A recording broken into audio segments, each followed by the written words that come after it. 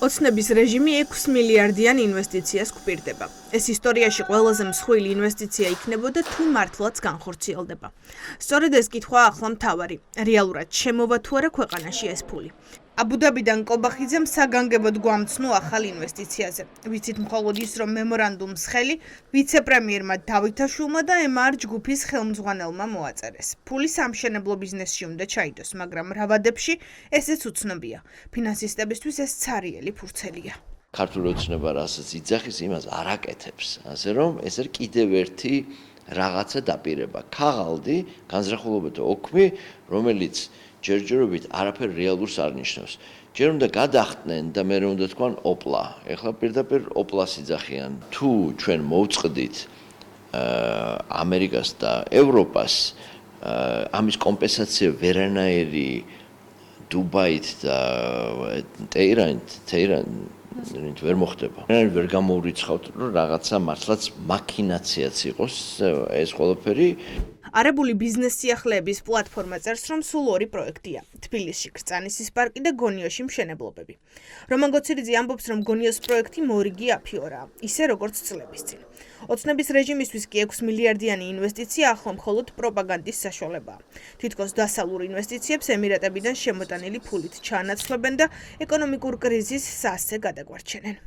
იზოლირებული, ჩამონგრეული რეჟიმი რისი ამშენებელი ან ვინ დაიჭერს ამათთან ურთიერთობას. როგორც იქნა მოახერხეს, რომ რაღაცა მემორანდუმი გააფორმოს. მსგავსი შემთხვევა იყო იგივე გონიოში, როდესაც თურმე ფინანსური ცენტრი აშენდება ცათამბჯენები თბილისის ზღვაში გონიოში. ამისთვის 10 მილიონი დოლარი დახარჯა ფინანსის სამინისტრომ როჩილდებს გადაუხადეს, ისე რომ არაფერი გაკეთებულა. 6 მილიარდი ეს ნიშნავს 6 წლის პირდაპირ უცხოურ ინვესტიციებს საქართველოს მთელს ეკონომიკაში.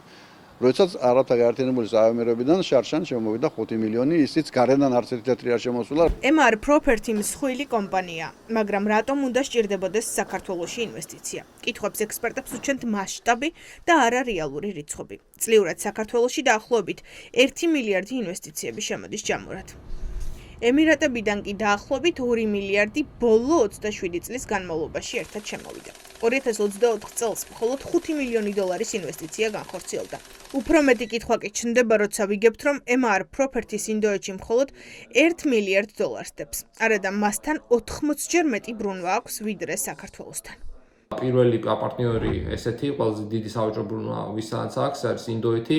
რომელთანაც დაახლოებით 83-85 მილიარდი ამერიკაშ დოლარი აქვს წლიურად. ესეთ ქვეყანაში ემარ ჯგუფი ახორციელებს 1 მილიარდის ინვესტირებას ოღონდ შემდეგი 5 წლის განმავლობაში. ამიტომ 6 მილიარდის ინვესტირება იმ ქვეყანაში, სადაც რომელთანაც არც ისე მჭიდრო საავადმყოფო ბრუნვა გაქვს და შესაბამისად სტრატეგიულ პარტნიორების პირველ ხუთეულშიც არ შედის. ძალიან